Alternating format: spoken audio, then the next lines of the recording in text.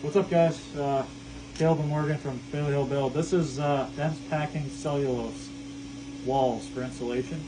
This is equally as efficient as spray foam, much cheaper, obviously dirtier and more of a pain in the butt to handle. But what we do is staple the studs about every inch. Get yourself a pneumatic stapler. They're like $25 at Lowe's, and a bunch of staples. And then this is just like this is a fabric material. It's like on the bottom of the furniture.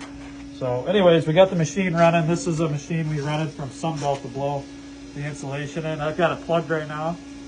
As you can see, I don't have any adapters. It's just the hose.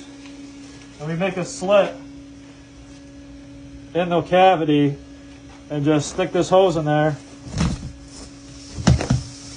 and get it all the way to the bottom. And I want to start packing from the bottom, so I'm going to push the hose down and effectively blow it in and then pack it. Blow it in, pack it, blow it in, pack it. Repetition over and over until you start to see this bow. It should feel like a really firm mattress when you're done.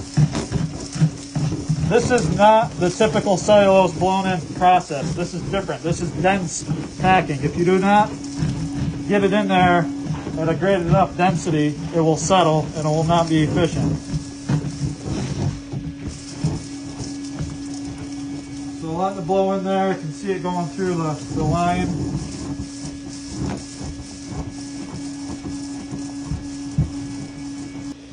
So we got the bottom filled up to our slit. Nice and tight, firm mattress. Then I switch the hose, I shove it all the way up to the top. Let the cavity fill, and then you start packing it by moving the hose up and down, and you're just shoving the insulation up, creating a void, so the hose, the pressure on the hose can fill that void, and it just basically, wrong motion. It basically fills this tighter than normal if you're just blowing it in an attic.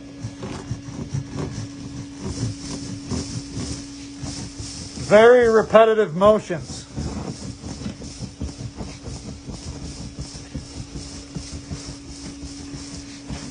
And just work it out slow. And then at the end, I want to put in a little bit extra, let it bow out. Because you can always take some out before you put your wall finish on. I put my hand over the slit and just kind of go back and forth. And then put my hand over the end of the hose and it stops it from blowing all over the place. And then on to the next one. So again,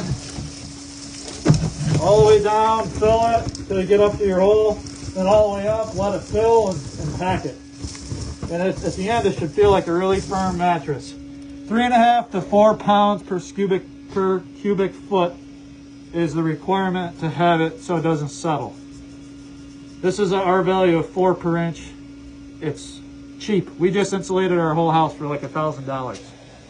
So, thanks for watching. See ya.